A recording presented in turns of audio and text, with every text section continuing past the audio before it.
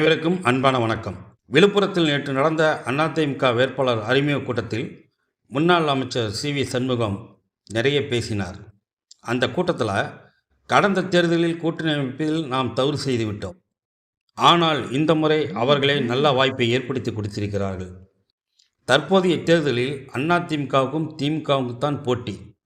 பாமக தேர்தலுக்கு தேர்தல் அணி மாறுவது ஒன்றும் புதிதல்ல. தற்போது தேசியமும் தமிழ் நலனும் என்று பேசுகிறார்கள். தேசியம் இந்தியாவில் எந்த நிலையில் உள்ளது என்று மக்களுக்கு தெரியும். 10 ஆண்டுகால பாஜக ஆட்சியில் மக்களுக்கு என்ன செய்தார்கள்?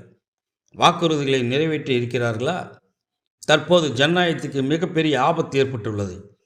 யாரை எதிர்த்து பேசினாலும் கருத்து சொன்னாலும் அவர்களுக்கு பாதுகாப்பு இல்லை. பாமக கூட்டணி அமைந்த போது பல எதிர்ப்புகளை மீறி அவர்களுடைய கொள்கைகளை அதிமுக ஏற்று செயல்பட்டது. ஆனால் தேர்தல் நேரத்தில் கடைபிடித்து ஏலம் விடுகிறார்கள். விடிய விடிய நம்முடன் கூட்டணி பேசிவிட்டு விடிந்த பிறகு ஆட்டுக்குட்டியை வரவழைத்து ஒப்பந்தம் முடிகிறார்கள். யாருடன் கூட்டணி வைத்தாலும் நமக்கு கவலை இல்லை. பாஜக ஆட்சியில் தமிழகத்தில் ஒரு தொழிற்சாலையாவது தொடங்கினார்களா? ஒருவருக்காவது வேலை கிடைத்ததா? அண்ணாமலை இதுக்கு பதில் சொல்வாரா? NLCயை முடக்க கோரிய ஒன்றிய அரசுக்கு எதிராக போராட்டம் நடத்திய அன்புமணி ராமதாஸ் இப்போது பாஜகவுடன் கூட்டணி வைத்திருக்கிறார். NLCயில் தேர்வு செய்யப்பட்ட 1000 பொறியாளர்களில் ஒருவர் கூட தமிழர் கிடையாது.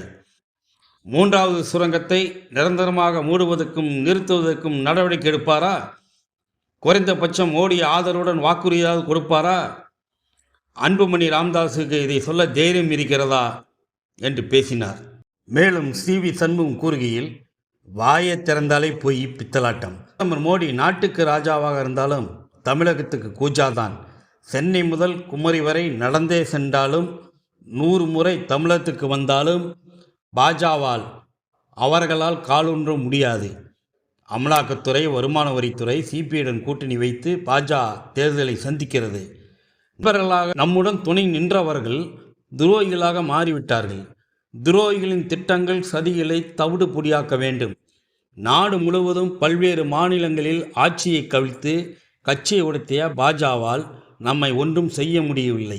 அரசியல் சாணக்கியர் சரத்பவார் துவக்கிய கட்சியை பிளவுபடுத்திய பாஜக நம் சட்டமன்ற தேர்தலில் நாம் தோல்வி அடைந்ததுக்கு காரணம் என்னவென்று மக்களுக்கு தெரியும். பாஜகவுடன் இருந்ததால் சிறுபான்மையினர் வாக்குகள் நமக்கு கிடைக்கவில்லை என்றார்.